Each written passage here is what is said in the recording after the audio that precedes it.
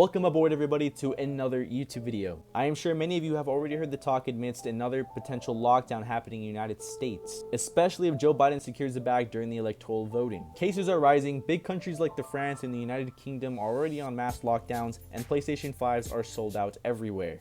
It's not all doom and gloom, however, as there is talk about a vaccine coming into play here soon. And with the stock market getting higher than my catnip, experiencing catnip for the very first time, these can be some pretty confusing times. However, you always want to be prepared for whatever outcome may occur, even in the case if we do see another lockdown, even if it's only for a few months. Which is why in today's video, I'm going to be suggesting 3 things that you could do to occupy this time to the fullest potential.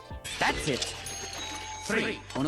But before we get into it, it is imperative that you man those guns, take aim, and fire upon the like button if you would like to see more military, financial, and personal growth videos such as this one. Now with that being said, let's go ahead and start with number 1, and that is going to be driving with a food delivery service. I have had experiences with this since mid-April, driving with the app known as DoorDash. And if you can get past the fear of contracting a certain illness, driving your car a lot, and successfully executing a high-stake transfer and formal escort of a cheeseburger to a customer, well then listen up. In my opinion, it's still not too late to pick up a side hustle with any food delivery service. There are still going to be many people afraid of going outside and contracting said certain illness that we're not going to name because YouTube doesn't seem to like that word a lot. Many people that are staying home and ordering in are those who can afford to, and those who can afford to may typically leave a pretty nice tip.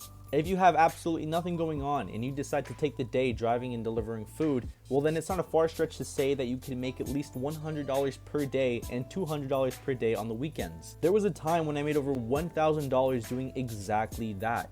Food delivery has almost no learning curve and practically an instant return on investment, as it's pretty much free to just get in your car and start driving. The only thing that you really need to learn is the trends in your area, such as when are the best times to go out and deliver food, which is typically during dinner and lunchtime. Also, knowing what orders to take, which is basically just you learning what popular restaurants are in your area, and is that money that the customer is offering worth the time for you to wait at that restaurant and then go and deliver it. However, above all, you're going to really need to learn patience, as sometimes Harold from Chipotle is not going to know how to make a burrito in a very timely manner. The reason why I suggest DoorDash versus other food delivery services is that DoorDash is the #1 driving food delivery app in the App Store right now, and it's been that way since pretty much the beginning of the pandemic. However, you are going to need to do your research on which food delivery service is best for your area.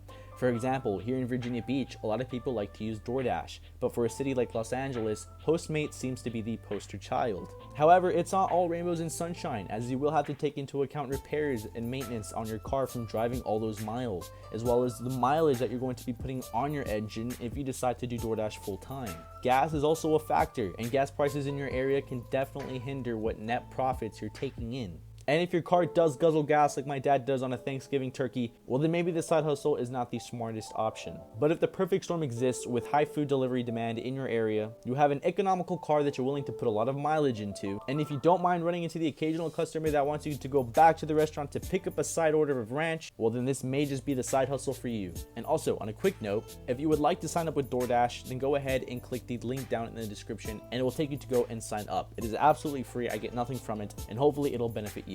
The second thing I suggest you do is take the time to look around and look for opportunity. Yes, this is a very broad statement, but let me explain. During the last lockdown, the stock market fell and experienced its worst drop in history since the Great Depression. People were asked to stay in their homes, and a new demand for working at home emerged. Food delivery saw an increase in demand, leading to more drivers on the road, and even more demand was seen for virtual services, such as maybe a real estate agent looking to show a home to potential home buyers through virtual tours, or people watching more YouTube videos lately, pouring more consumers onto the platform. Now, many people took advantage and invested at the bottom of the market. Some filled the void for the demand of drivers in food delivery, and services were made and expanded on to support those who needed that virtual outlook to help them succeed and get through this pandemic.